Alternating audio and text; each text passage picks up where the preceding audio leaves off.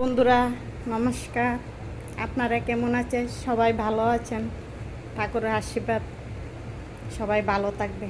আজকে আমি আমার ঘরে ঠাকুরের আসন বসাইছি, আপনাদের সঙ্গে শেয়ার করব। চলুন।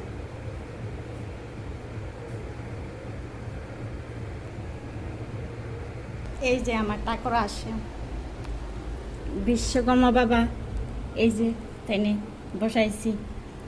আমার হাজবেন্ডের গুরুদেব তেনের বসাইছি। জয় রাম ঠাকুর, আমার গুরুদেব সাই বাবা।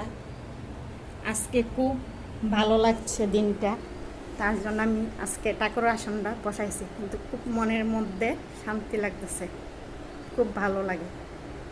ঘরের ঠাকুরের আসন না থাকলে একদমই ভালো লাগে না।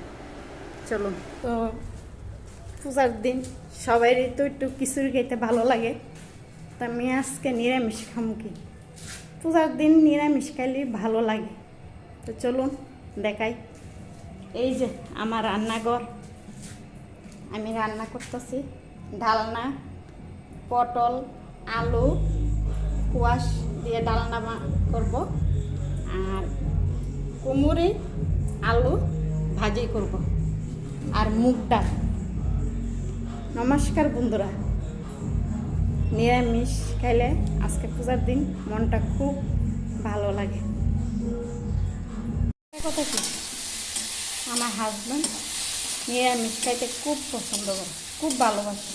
মাছ মাংস এত প্রিয় না, কিন্তু আমারও ওখানে ভালো লাগে নিরামিষ খাইতে। মাছ মাংস খাইলেই পেটে প্রবলেম হয়ে যায়, গ্যাস হয়ে যায়। আমারও ওখানে অভ্যাস হয়ে গেছে। পূজার পালি আইলে রাগ করে থাকলে ভালো লাগে না, মনে আনন্দ থাকলে খুবই ভালো লাগে।